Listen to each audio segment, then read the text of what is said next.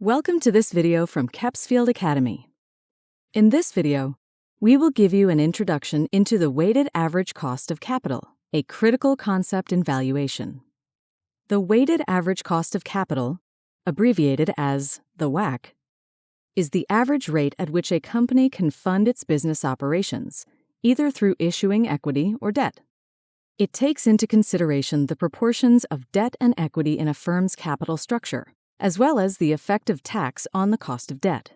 The formula for calculating the WACC is WACC equals equity portion divided by the total enterprise value times the cost of equity plus debt portion divided by the total enterprise value times the after-tax cost of debt. The two main components of the WACC are thus the cost of equity and the cost of debt. The cost of equity represents the expected return for shareholders who receive compensation through dividends and/or capital gains. The most widely used model for determining the cost of equity is the capital asset pricing model, also referred to as CAPM. The CAPM formula is cost of equity equals risk-free rate plus beta times market rate premium. The risk-free rate is the return on a hypothetical riskless security, often based on U.S. Treasury bills. The beta of equity measures the systematic risk or volatility of the shares with respect to the market. The market risk premium represents the additional return an investor expects to earn by investing in the market portfolio instead of the riskless securities. Let's continue with the cost of debt.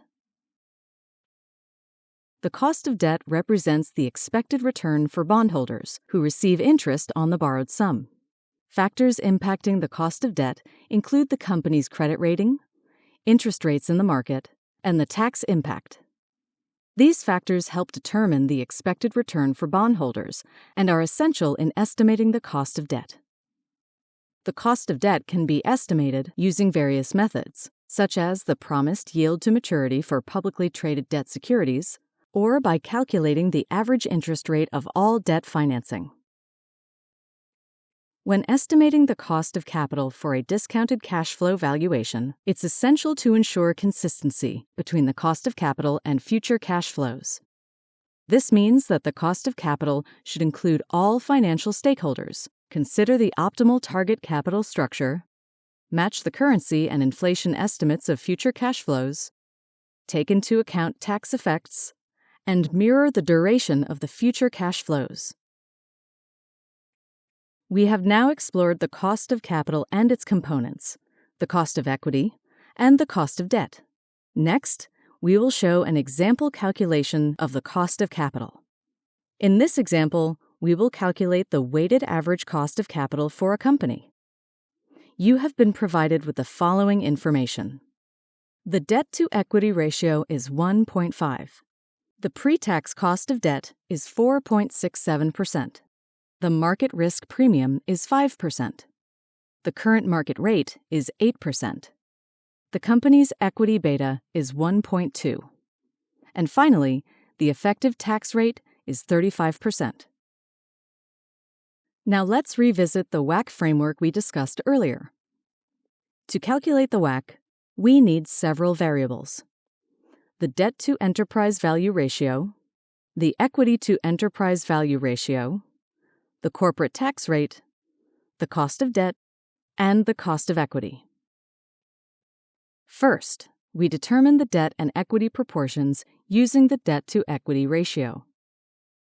With a debt-to-equity ratio of 1.5, the company has 1.5 times more debt than equity. This means that the debt proportion is 1.5 and the equity proportion is 1. As a result, the debt-to-enterprise value ratio is 60%, and the equity-to-enterprise value ratio is 40%. Since we already have the cost of debt, we need to determine the cost of equity. The equity beta, market risk premium, and market rate are given.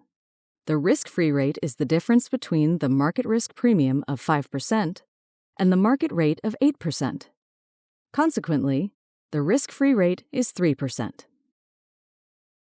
Now, we can calculate the cost of equity using the CAPM formula. In our case, the cost of equity is 3% plus 1.2 times 5% equals 9%. Finally, we calculate the WACC, considering the after-tax cost of debt, assuming a corporate tax rate of 35%.